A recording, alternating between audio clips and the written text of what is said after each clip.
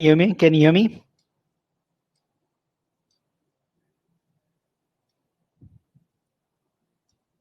Yes, sir. Can you hear me? I can hear you. I can hear you. Can you hear me? Great. Yes, yes, yes. So I'll just give you a quick instruction before we start exactly at 3:30. So once we start at 3:30, I would request you to keep your mic off because we're going to play the videos first, the ones that you had sent. And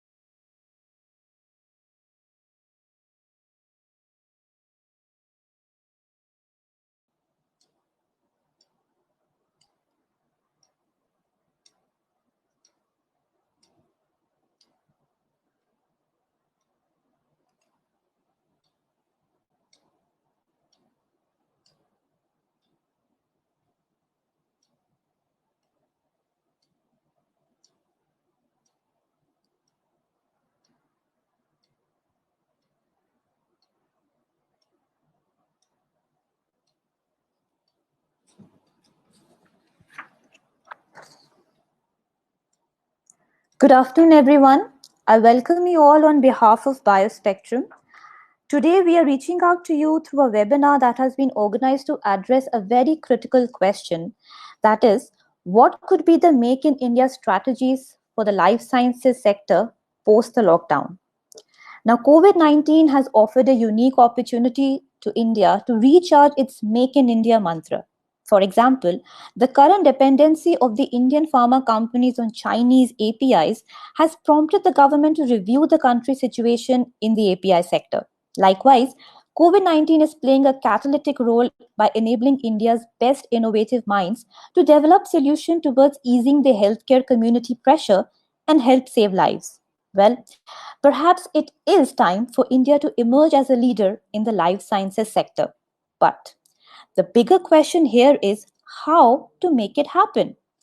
Now, to get answers to this question, we have our experts right here with us who will help us in understanding this question better. But before we begin discussion with the speakers, we will be playing their videos for our audience to get the flow rolling. Now, to start with, our first input comes from Dr. Satya Prakash Dash, who's the founding and former head of strategy, partnerships, and entrepreneurship development at the Biotechnology Industry Research Assistant Council, or BIRAC as we know. He's also been the director of global innovations in PATH, where he was the founding director of the Impact Lab. And he has also been associated with ABLE, that is the Association of Biotechnology Led Enterprises. So let's see what he has to say.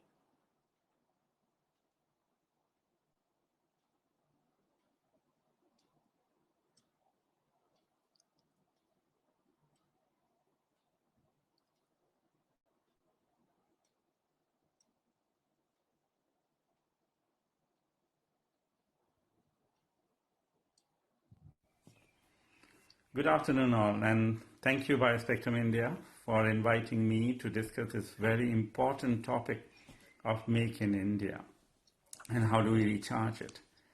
We all know we are going through some really unprecedented times of turbulence across the world. My belief is that this turbulence will fundamentally change several industries globally. And as we speak, we are seeing many such industries are actually changing as we speak. My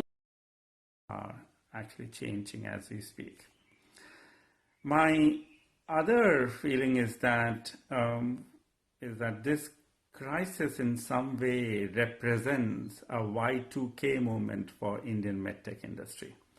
And I say this to really underline the fact that India should leverage this moment to boost its medtech industry. How do we do it? We're going to discuss this later. But I think fundamentally what we need to do is to strengthen our ecosystem of manufacturing to scale. When I use the phrase our ecosystem of manufacturing to scale, it has many nuances that we'll discuss later. But if you can visualize a funnel, you have an input conditions, you have the middle, and you have the output. Your input conditions could be R&D, ideation, and all of that. In the middle, you're really building the products. And on the right is the output, where you have to manufacture a product at scale, distribute them, adoption, procurement, and all of that. And we need policies that are joined up, that pull these things together. I look forward to discussing this later on. The other point I wanted to raise was this is also time for our Indian medtech startup ecosystem to change and change fast. We are indeed become a land of prototypes. We really have to transition into a land of real impactful product. And this is in some way linked to our ecosystem of manufacturing, which we are going to discuss. I look forward to the next 45 minutes of discussing this with other panel members. And thank you once again.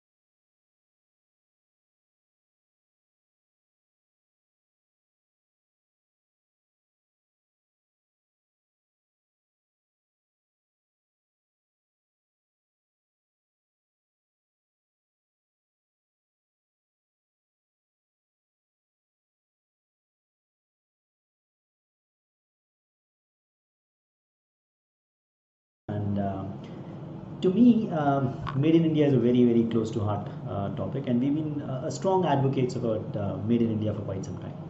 Now, I believe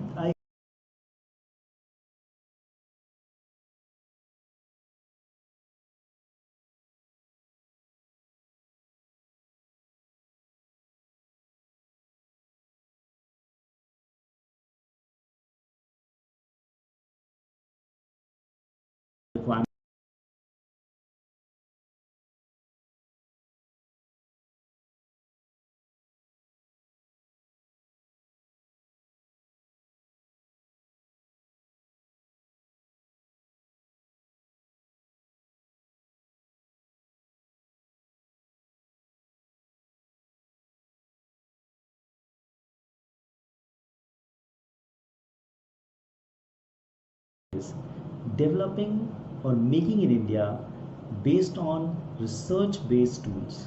So investing money in cutting-edge research and developing niche products. Like they say in US that every dollar spent in R&D gets you $70 back. The same approach that we have to up the expenditure in research. India has to up the expenditure, which is at about 0.7% of our GDP, to say about 4 to 5% of the GDP, to up this money, to invest this money and develop cutting-edge solutions. I'll give you an example right now. Like we are going through right now crisis of corona infections.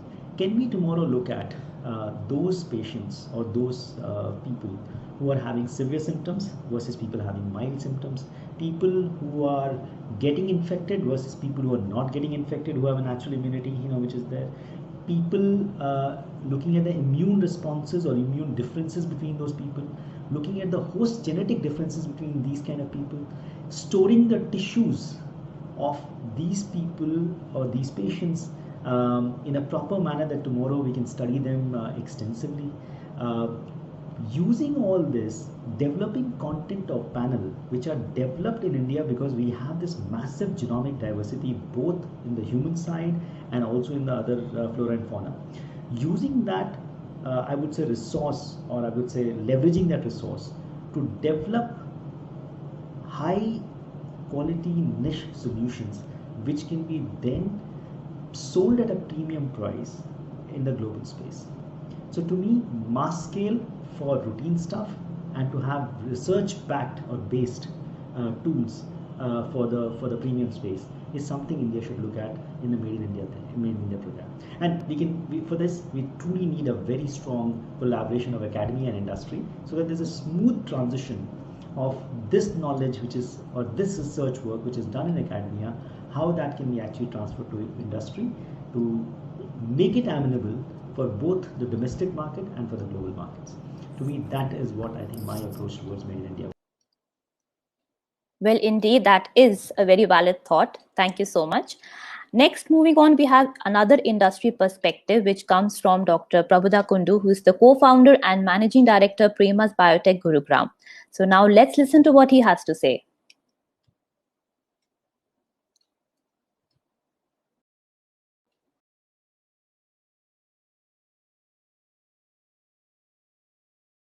Hello everyone, wonderful to talk to you, and many thanks to BioSpectrum for having this webinar. Today I'll speak to you a little bit about innovation both globally and in India, and perhaps a little bit about Premas Biotech. Most of the work that we've been doing in India has been of generic in nature, and what we need to now do is push the paddle and get into innovation. But getting into innovation, there is certain risks, and two types of risks are predominantly there. One, the scientific risk. We must be able to, as scientists, to be able to realize that risk and come out with possible ways of mitigating it. The other is access to risk capital. If we as scientists have the access to risk capital, it'll smoothen and hasten and accelerate innovation. The other thing which is most important about the entire ecosystem is to understand that to innovate, you first have to learn to fail. And that's something I guess companies in India will have to learn to do that. What we have done over the last 15 years, me and along with my co-founders, when we started Premas, we were focused on innovation. However, we took baby steps at it, and we took two large leap of faiths initially. One was to build a platform for making difficult to risk capital. It'll smoothen and hasten and accelerate innovation. The other thing which is most important about the entire ecosystem is to understand that to innovate, you first have to learn to fail. And that's something I guess companies in India will have to learn to do that. What we have done over the last 15 years, me and along with my co-founders, when we started Premas, we were focused on innovation. However, we took baby steps at it, and we took two large leap of faiths initially. One was to build a platform for making 15 years, me and along with my co-founders, when we started Premas, we were focused on innovation. However, we took baby steps at it, and we took two large leap of faiths initially. One was to build a platform for making difficult to express proteins, and the other that we have subsequently come out with is to build an antibody library. The third innovation that we recently come out with is to be able to build three-dimensional cells and grow them as organoids or tissuoids, as we call them. So the platform for the membrane proteins or difficult to express protein is called Decrypt. The antibody platform is called Sequence, and the tissuoid platform is called AXTEX4D. The innovation in all this is that if you see, we first use AXTEX4D to make the difficult protein, then we go and hunt for antibody binders in our Sequence platform, and then we validate it over the AXTEX4D. Coming to why other countries are sort of innovative over India is they have allowed innovation to succeed not only on its own, but together collectively, and allowed scientists to innovate, access to risk capital, and look at it in multiple ways. They do in many countries celebrate actually failure and learn from it. We must, as a country, collectively learn to do that. With that, I would like to end with that in case we need to build this innovation culture in this country, we must be ready to take risks. This is something that we've built into our culture and vision in premise as we go out to look and drive bench to bedside innovation and partnering with global companies worldwide. Thank you very much. Thank you, sir. That was very insightful indeed. Now, taking all the perspectives from the industry, we move on to the academic sector, where the input is coming from Dr. Rakesh Mishra, who's the director for Center for Cellular and Molecular Biology, that is CCMB, as we all know, in Hyderabad. Let's listen to what he has to say.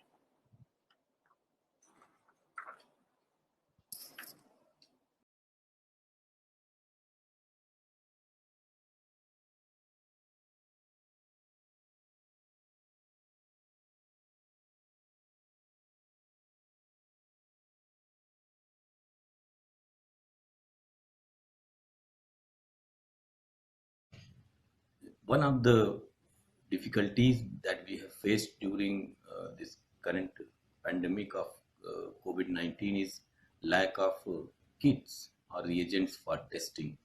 Uh, Particularly in this case, large scale testing is so important, but most of the places, most of the centers had to wait for arrival of the kit. The reason is all these kits and most of the reagents are imported. And this has been a big issue because it is not the technology, it is not the science behind this test is that difficult. It's simply isolating RNA, converting RNA into DNA, then amplifying this DNA with the help of some fluorescent probe is all that is required to make a current this RT-PCR kit. But we have not established production capacity within the country. So while we use these technologies on a regular basis, we are dependent completely on the import of such items, including rapid detection kit, which are serological detection approaches. There also we do not have any indigenous product, although we are one of the biggest exporter of vaccines. So the pandemic of corona has brought one of our weaknesses, that we are not making uh, biologicals or diagnostic reagents, which are so important of our healthcare. We should take it as a warning, as a awakening, and it is a challenge for both the SMEs, the startups, to take this as an opportunity, and also for the government to support this in multiple ways. One is, for some of these regions there may not be enough local market, uh, except during the periods of endemics or lot of infections, uh, which will not be year long or several years activity. So they should be promoted in such a way that they are able to export it to other countries, for which they will require competitiveness in terms of quality and also the price, so that they can replace the big vacuum that is being created by China, because Chinese things are not being accepted in many places. So I think in Indian context, SMEs and startups have now this wonderful opportunity to focus on making quality diagnostics and become self-sufficient in that. As we have realized, it can even be a national security issue, that we need critical components of many medical assistance made internally. It includes medical devices, protection equipments, and so on. And we have responded to this earlier. It's not that we are not capable of doing this. In early 90s, when hepatitis B vaccine became compulsory for all the children, India's foreign reserve was not enough even to inject to part of its children. So India took that challenge, came up with Shanta Biotech, and that produced the vaccine, which made the price of the vaccine collapse by 100-fold. Foreign suppliers closed their shop, and we became the first recombinant vaccine producer in the country, which is even now a major vaccine that is used by all by the whole world. Similarly, we have responded to many challenges, but this should not be a one-time or reactionary approach. I think government should take a reactionary approach. I think government should take a strategic decision and invest and encourage small scale industries or SMEs and startups to get into manufacturing of biologicals, biochemicals, which are the components of the kits that we are using now, and they are useful for many other things. One of the major area that is in front of us is the biosimilars and bioactives, which is going to be future drug. And it's a good opportunity to set up the capacity now so that we are ready to serve this emerging market and major healthcare need that is going to come in the near future.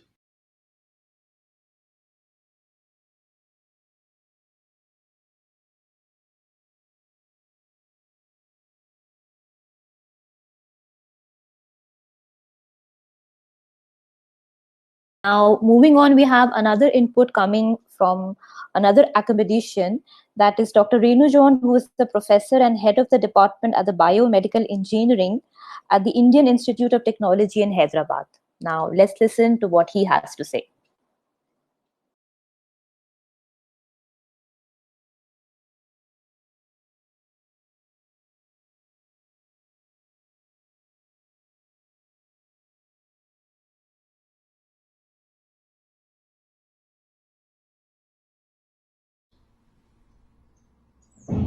During this pandemic times, the country has been going through a quite a severe economic crisis.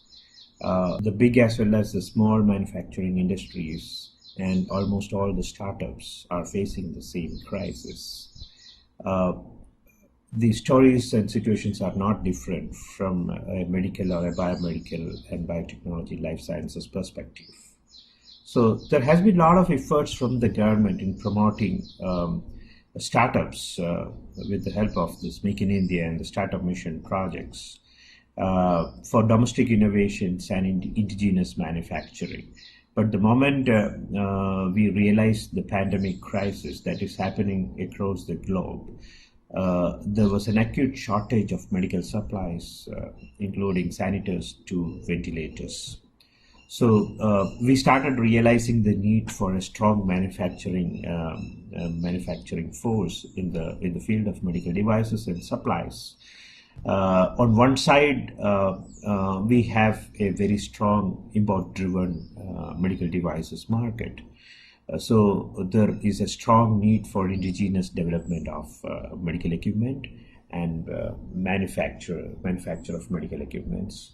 So effectively, the lockdown has been a realization that there is a need to sensitize the domestic industry about the manufacture of essential medical equipments and supplies. But the turnouts from the lockdown have been quite amazing. We found that the industry, academics, and even the defense lab have come together for this major course. We at IIT Hyderabad, and especially from the Center for Healthcare Entrepreneurship, has come up with a couple of products during this lockdown period, from say low-cost sanitizers to masks and even affordable ventilators that we could manufacture in the country at much affordable cost than their imported counterparts. There has been a lot of sensitization among the industry on teaming up with the existing resources for transformations in the medical devices market. The industries have come forward to join hands with academics.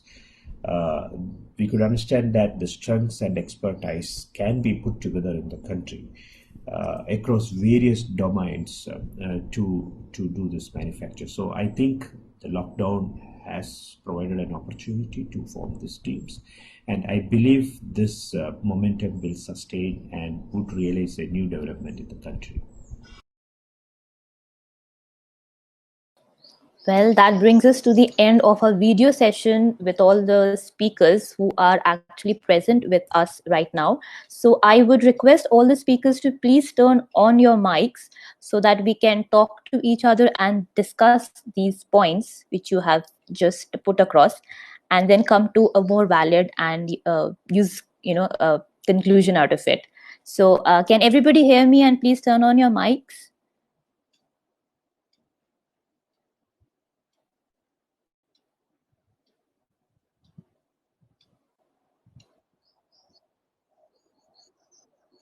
Yes. Yes, I see Dr. Prabhuda Kundu, who has come online with us. Can I request other speakers also to join in for a quick panel discussion for these points?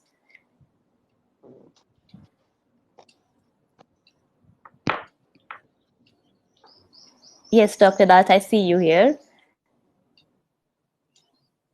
Sir, it's perfectly fine if you can turn off the videos. We are pretty okay with the audio. That's fine. All right. So I would pass on the floor first to Dr. Satya Das, who would please, share a few opening remarks for the discussion to move ahead. Sir, over to you. Okay.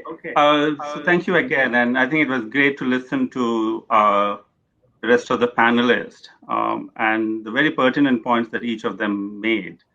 Let me just start by, reflecting on, where we, COVID has brought us into this unprecedented crisis.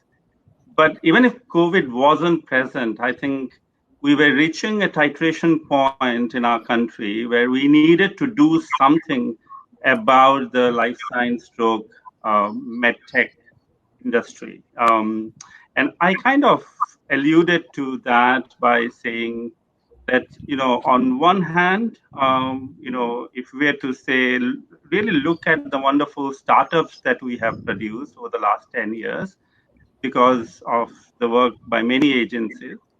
But we got to transition these startups to the next level of really impactful products. I mean, we really have a land of prototypes, as I say that. The other is what I said was really we have to see at the ecosystem of manufacturing scale. Okay, there's some disturbance here. Manbina, yes. Is that? Yes, I can. I think one of the speakers might be having a bit of disturbance at their ends. Please continue. Okay, that's fine. So when I use that phrase ecosystem of manufacturing to scale, there are many nuances and, to that. The first thing, right, Renu and Rakesh mentioned about, the whole R&D systems, and Prabhuda and Praveen mentioned about, yes, sir, please continue. about the innovation risk. But when you step back, you really see that the way forward for us is, there's no single, silver bullet for this. It will be a combination of strategies that have to be implemented fast. And let me point the ones that I think are important from my viewpoint. The first one is, really look at our R&D systems, funding them not in minuscule amount, but the substantive funding of them. We also need really fast-acting TTOs and stuff like that. Second is really look at our standards and regulation that has to be globally best, aligned, and very dense connection between industry and academia. And the third, which I think is very important, is really look at strengthening our vendors, our manufacturing SMEs, and that are spread across India or are in the hubs, especially those that supply raw materials, like I think Rakesh mentioned, those that do, our whole structure of SMEs that produce electronic components, that supply us with medical grade raw materials, those that can design, fabricate, tooling, machining, all of that. I think somehow we need to give them a boost. And let me end by saying my second part of this is that underneath each of these, so when you look at the R&D systems, when you look at the TTO systems, when you look at the manufacturing systems, underneath these, you've got to really focus on skills and infrastructure. The skills for R&D, the skills for manufacturing, and the skills for licensing and all of that, these are skills that we need to, again, focus as well. But importantly, if you really have to do Make in India, again, you can do it by either boosting indigenous production, or asking multinationals like Toshiba or Siemens or GEs of the world to come and manufacture in India, and that will have positive cascade effect. Or the third is really have a combinatorial approach between these two. And I think we are not starting from scratch. Let me say that we have reached a certain level of threshold in this country, and the thing we need is a major push now. Okay, I'll stop there. Okay. So I think that in the push is of course something that is needed very importantly. So I'll direct the next question to Dr. Rakesh Mishra, because we'll throw some light on the academic sector, especially where the academic industry collaboration needs to be enhanced. And Dr. Satya Das also talked about the upscale of the technology transfer that needs to be done. So what is your take on this? How can this thing be improved, Dr. Mishra?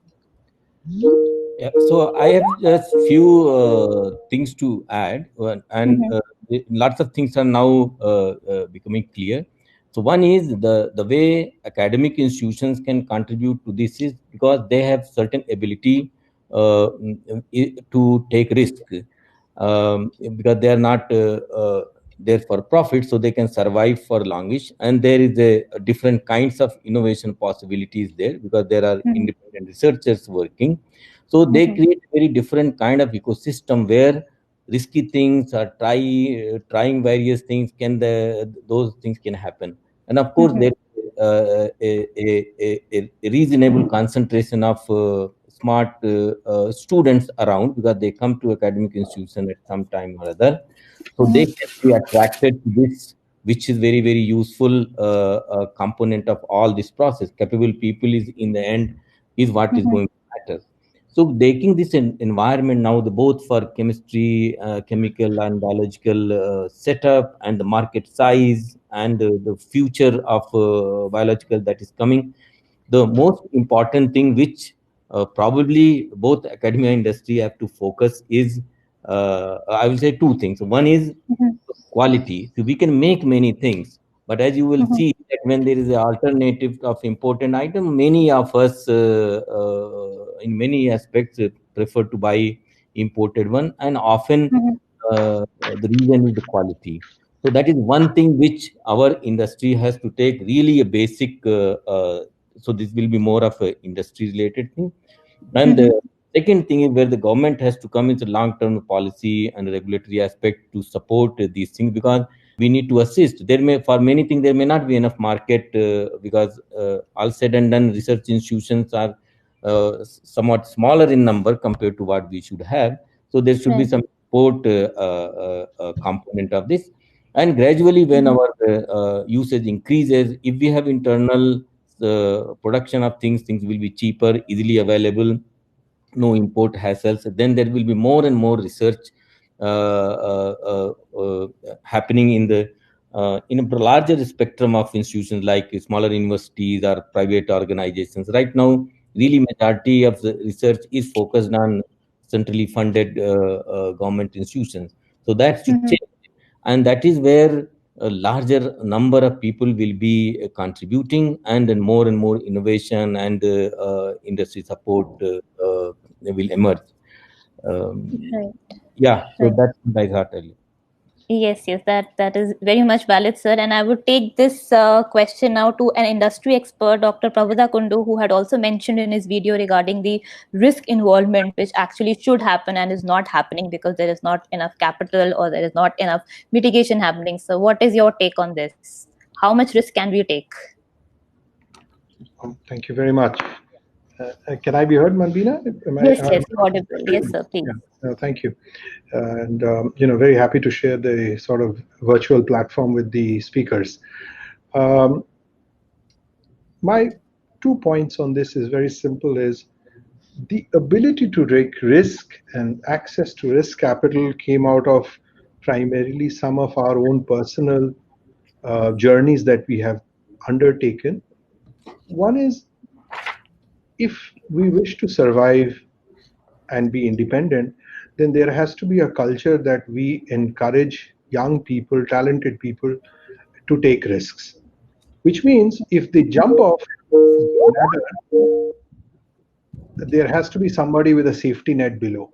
Now we can debate who will have the safety net and why should there be a safety net, but people rarely take risks unless they know that they will be taken care of. So I think somewhere in our culture we have to build, as Professor Rakesh Mishra very rightly said, a very close interaction with academia, and academia incubating those technologies which are perceived to be risks.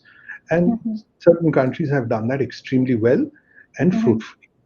But to be able to do that, there has to be a significant amount of transparency and trust between both government and private industry.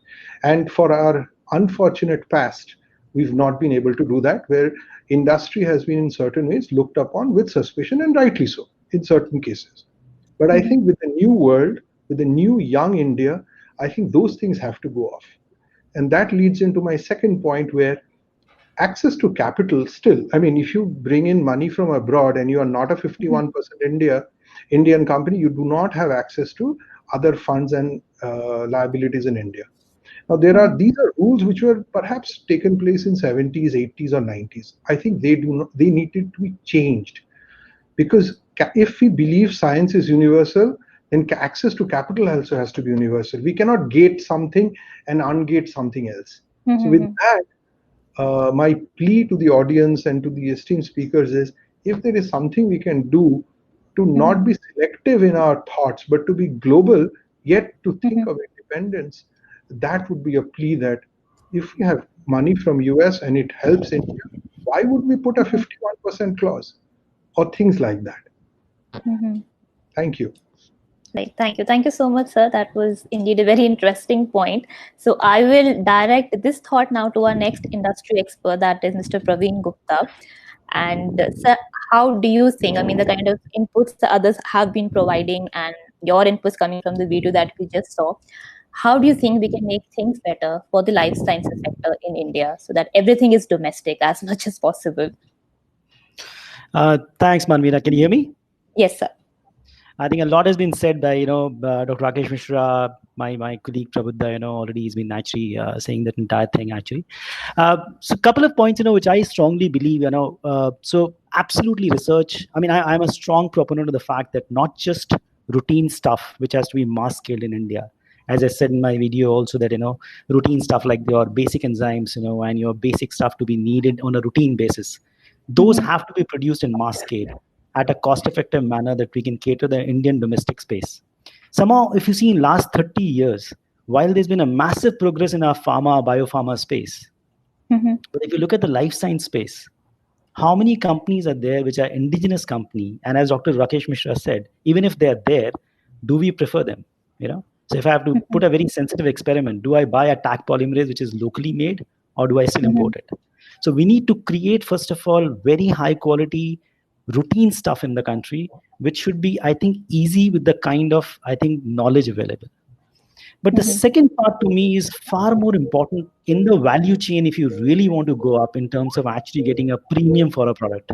And if you carefully think about, look at China, when China started massive manufacturing, they were regarded as a low cost mass scale production houses, Today, they have moved from there, and you will find that some of the biggest technology companies are now in China. So China has made its own MRI, its own cath labs, its own imaging systems. China has made its own sequencers. I mean, so India also needs to invest in that area. And to me, as I think many of my earlier panelists alluded, that this has to come from academics itself, because we have a very matured academic, I think, culture in the country. So can we then foster a culture where a lot of our academicians, while working in the academics, gets a safety net tomorrow to start maybe a venture of their own? Assuming a scientist from CCMB tomorrow who has a great idea can tomorrow incubate the idea within CCMB, can take that risk that he or she doesn't have to leave their jobs, but to tomorrow practice a cutting edge idea there, do a proof of principle, and then go out in the industry to basically mass produce it or maybe make it for the global audience. So that kind of safety net, if we can provide to the really discerning scientists in the country, to me, I think that will foster a lot of research. Definitely, I totally agree with you. And that question would be directed to our next scientist who's on board with us, Dr. Renu John. So what is your take on this thought? So good afternoon, everybody. I fully agree with all of you that academics have got that safety net to take the risk. And I strongly believe that deep tech can come out of academic campuses where we can take risk and explore new things. Fully agree with Prabhu. We need to promote innovations. And at the same time, we also have to look at, say, the medtech ecosystem prototype space. How can we elevate these prototypes to TRL4 to TRL6 or TRL9 products, which can right away go into the industry or the manufacturing? So who can handhold these startups to the manufacturing space? Of course, we need to strengthen our tooling machineries and raw material market vendors and MSMEs. So we do have a good manufacturing industry. It may not be the medtech like automobile, the defense, aerospace, and cryogenics. So we need to bring people together so that we can replicate the successes that we have in automobiles to medical devices. So we need to integrate people to help these startups get their TRL4 or 6 product to a manufacturer ready prototype. So one important point to emphasize here is that all of us talk about the quality and the quality and standards.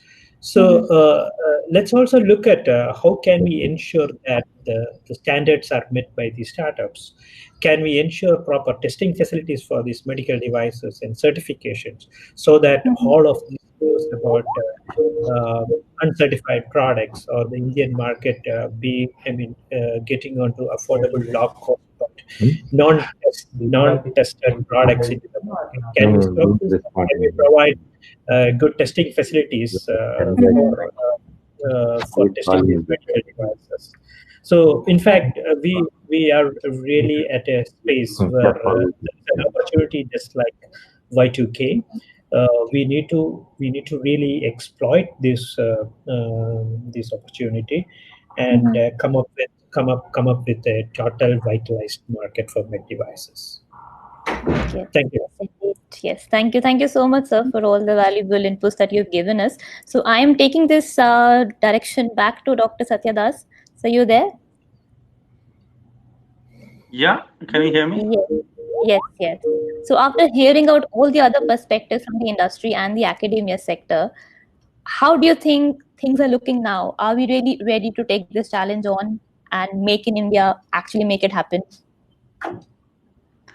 Yeah, I think, if you reflect back on what each of the panelists mentioned, we are in some way all agreeing on, several things. It's almost like, the elephant is there and each of us, we are talking about trials on 4 different formulations. There is Ashwagandha, Yashti Madhu, Guduji Pipli, and Ayush 64, and these trials will begin also very soon. One of the things that actually been liked by many different people around the world, also in India, is the convalescent plasma. Yes, I think there's an overlap here. I think now it's sorted. Right. Must be at the speaker's end. Yes, sir. Please continue. So, we are all looking at the same elephant here. Let me also say, a couple of things. One, And I wholeheartedly agree with each of the panelists. I mean, as I said, it's why it took a moment for us.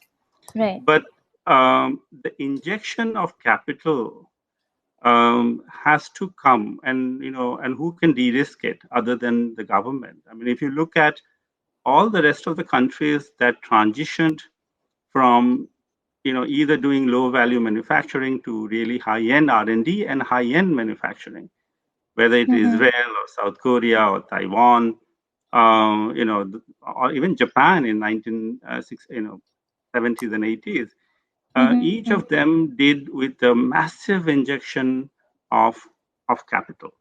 And that capital has to go, and this is not a zero-sum game in a sense that, that capital has to go into our R&D infrastructure, whether it is academia or industry, into our manufacturing, into our skilling, all of that. Do we have that much money in India? I think with, the India that we are talking in 2020 is so much different than the India that we were talking in 1990s, right? I mean, I think it was Renu who mentioned about defense coming together. Our DRDO labs, which again in this crisis we see that they're working so well in terms of putting out the PPEs and the ventilators. So all that needs integration, but underlying all of this is speed. And one very valid point, I think my colleague from Prema said, which is transparency. I think we need speed and we need and we need transparency. But let me also remind all of us here, including our audience, that while we talk about Make in India, China is also talking about Make in China. So they had a Make in China in 2015, and they have actually had 10 years of each. So they have a 2015 to 2025, from 2025 to 2035. And for each of these 10 years of road mapping, they have categorized which of the industry, even which of the areas within one industry, like medtech, they want to be global best players. So for example, in the first 10 years, they said that China, they should be really good in imaging, in robotics, and even like vascular stents, genomics, as I think Prabhuda or Praveen mentioned, and they have delivered that. So while we are strategizing for our Make in India, let's also think, that the other countries are also doing that. So how best we play to our cards is very important. And in terms of manufacturing, even starting with low-level manufacturing, let me also remind the audience that we have Vietnam, we have Malaysia, we have Thailand, who are almost, at par with us in terms of providing similar infrastructure or even better. So all of us, we need to take a step back and really look at very integratively what we do and how we push forward. The good thing we have a massive market. So we haven't touched upon our public procurement systems, and I'm sure my friends from industry would have a few words for that. We also massively need to simplify our procurement process for homegrown innovation products. That is, again, a biggest thing that we could do to kind of recharge our Make in India. I'll stop there now. Right. Thank you so much, sir. Now we have a few audience questions which are also floating in. Can we have the first question?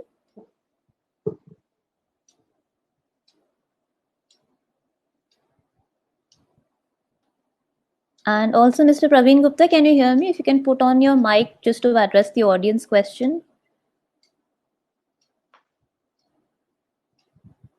Okay, anyway, we have the first question on board, which is from Mr. Vinod Reddy, asking that why India is spending less money for research than defense, which is something we had already discussed. So would Mr. Praveen Gupta, you will take a thought on this?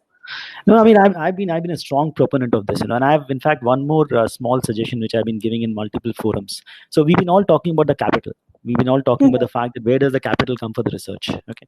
Now we have one coffer which has been actually untapped, or maybe we've now made a policy change, which is basically the CSR funds, the Corporate Social Responsibility Fund.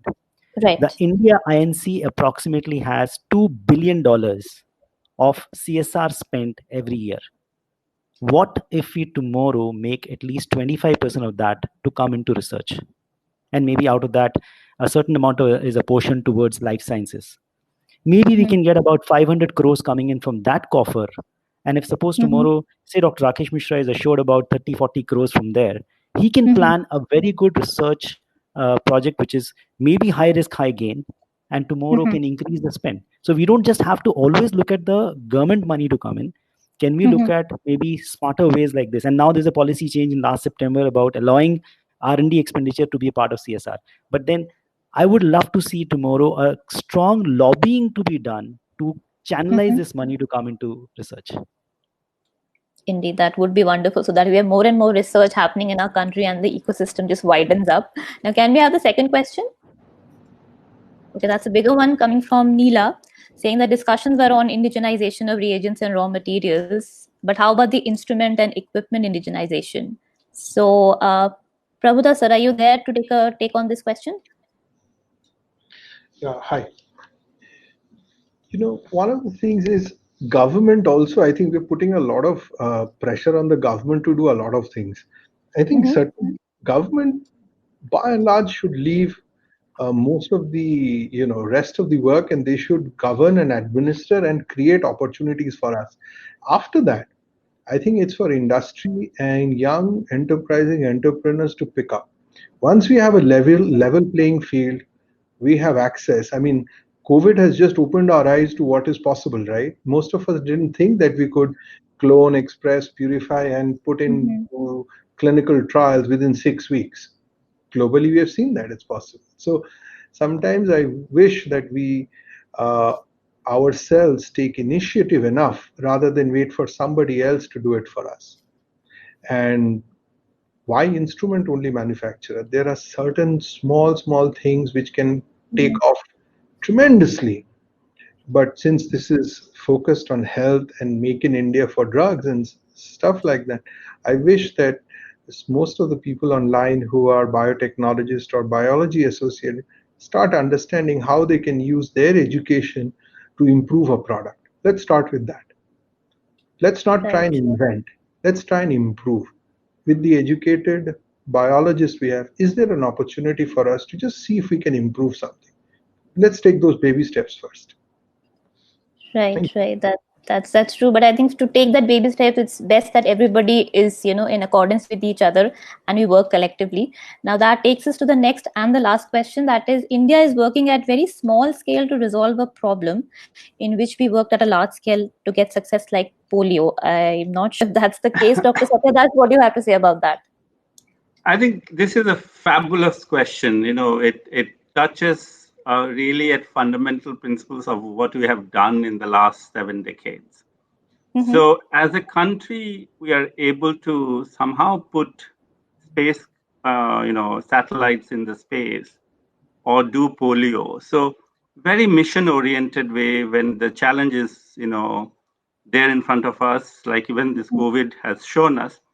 Somehow we scramble and we focus and we put that satellite in space, and if you think about the backward integration that must have happened for launching a satellite, our DRDOs, our labs, our academic labs, and industry suppliers, all of them working together, and whether it is satellite or whether it's polio, I think Anitya's question is it's really aimed at the fundamental way we have functioned. I think so. On one hand, we do that, but on the other, our drive from our home to our office. I mean, now we're working from home, but is riddled with potholes, right? So this is a contradiction. I think we've got to resolve, and I think it was Rakesh who nicely mentioned it about quality. We've got to look at quality at every step of our social function, whether it is putting a polio vaccine or whether it is building the next road. And this is to be integrated in some way, our whole concept of designing something. Design thinking is not just for medtech product. How do you really design societal problems and address this. And I remember once talking to a friend who worked in an innovation agency in the Scandinavian country, in Finland and Sweden, and they said they are so innovative because they have wonderful primary education system, right? So we can talk about Make in India. Of course, we need to do something now, but as long as we don't address our fundamental questions of our education, our pedagogy, of how we teach, how we experiment, we're going to still led by mission way of function. So it's when the danger is in front of us, we somehow function well. But when it is a diffuse or a suffused danger, we kind of do jugaad. And I think we should not do jugaad anymore. I think this crisis has shown us the way that our PPEs, sometimes we imported, they didn't work, or our machines don't work. This just tells us that while our regulatory system can be contracted, but our quality systems have to be really up there with the very best. Definitely, sir. And taking that quality tip, moving to the last question, because we're getting a lot of questions, I'll direct this to Mr. Praveen Gupta, because it's something about the quality issue, the products that we manufacture. So can you answer this question for us? I mean, again, I think as Dr. Dash himself alluded to the fact that this has to be ingrained inside. Like in many industries, people who make the product, they say proudly packed by, proudly made by. So unless we bring in that kind of a pride factor in everyone to say, if this product is manufactured by my company, by my this staff, that person, that company, that department, that country takes a huge pride in saying that if something is going out from my department, it has to be highest quality. I will not compromise on quality. I will not be a low-cost manufacturer alone. I will, in that low cost itself, I'll try to give the best quality. That quality mindset has to be ingrained very early on in our education system to say exactly what Dr. Dash said, that jugaad is no more romantic. Let's not romanticize the word jugaad so much now. Let's be actually quality conscious. I wholeheartedly agree. Let's not romanticize jugaad anymore. Yes, got the point. Yes, sir. Yes, sir. So would you like to conclude something, Mr. Praveen Gupta, in what you were finishing? No, I mean, thank you so much. I mean, I would say I think this is a great forum. I think I think it's been said that unless academia and industry work together, we work on tomorrow in unison towards creating really high quality products, which are tomorrow not just mass scale production at low cost, but we look at tomorrow beating some of the best in the world. I mean, I'll give you a very small example to end my thought. See, right now India has produced RT-PCR kits and rapid tests for COVID. Now, great. I mean, that's needed, and we have to make it very good to see that we are trying to have import substitution out here. But what if tomorrow we can develop novel markers? For example, the day somebody gets infected with COVID, can I tomorrow find out the methylation changes which are occurring and tomorrow make into a kit format from India?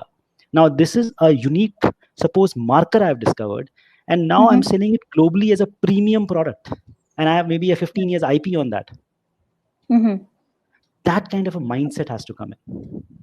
Right. Thank you. Indeed. That's a very valid thought. Thank you so much, sir. Now, before we conclude, we still have a lot of questions. So I would just request all of the people to please post their questions at our email ID, which is digital@mmactive.com.